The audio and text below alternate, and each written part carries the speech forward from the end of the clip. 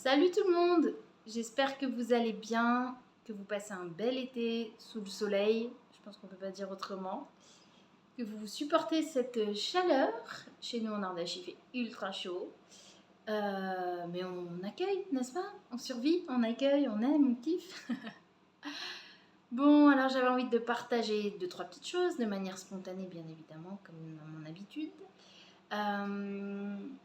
J'avais envie de parler de certains freins, certains obstacles, certains blocages. Je m'adresse notamment à toutes les personnes qui m'ont contacté ces derniers temps, mais à d'autres qui ne m'ont pas encore contacté et qui peuvent se sentir concernés et qui se retrouvent dans ce que je partage aujourd'hui.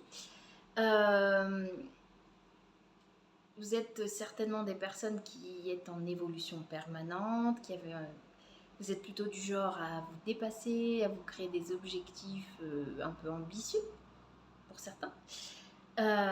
Ou tout simplement vous êtes en train de suivre vos aspirations, vos élans de vie, vos rêves, vos envies. Bref, quand on est dans ce chemin, on décide qu'on va se créer une belle vie, en tout cas un truc qui nous ressemble et qui nous fait du bien. Du coup, forcément, ça va nous demander de sortir de notre zone de confort, de quitter la vie qu'on a actuellement, ou qu'on avait. Je dis ça parce qu'elle est sur le point de ne plus exister, puisqu'on s'en va vers quelque chose de nouveau. Et quand on est sur ce chemin, on va pouvoir avoir l'impression d'être bloqué, de rencontrer des difficultés. Pour certains et certaines, j'ai eu beaucoup de retours sur le fait de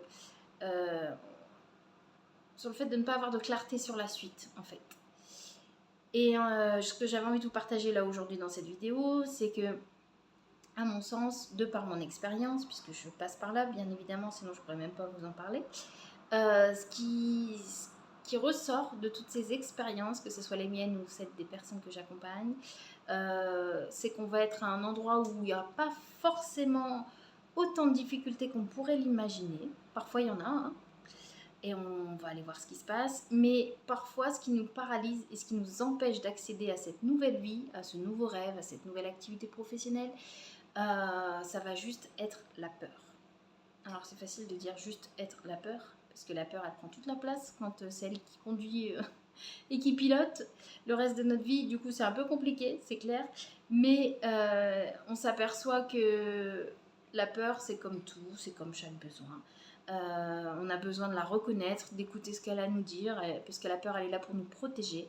Et souvent on se retrouve bloqué parce que on est face à ces parts de nous qui sont en totale panique de cette nouvelle vie, de ce qui nous attend. Vous avez déjà remarqué quand vous avez passé un examen, quand vous avez passé votre permis de conduire, quand vous avez déménagé, quand vous êtes rentré dans un nouveau boulot, il y a toujours eu cette appréhension, cette peur, ce stress. C'est la peur de la nouveauté. Voilà, c'est complètement normal. On est plusieurs à traverser ça.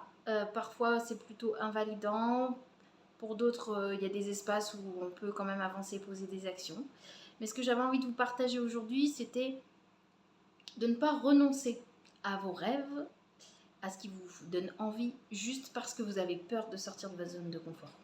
Faites-vous accompagner, parlez-en à des gens, reconnaissez ça, ne restez pas seul avec ça, mais j'ai envie de dire, s'il vous plaît, ne restez pas dans une vie qui ne vous convient pas, juste parce que vous avez peur de franchir le pas.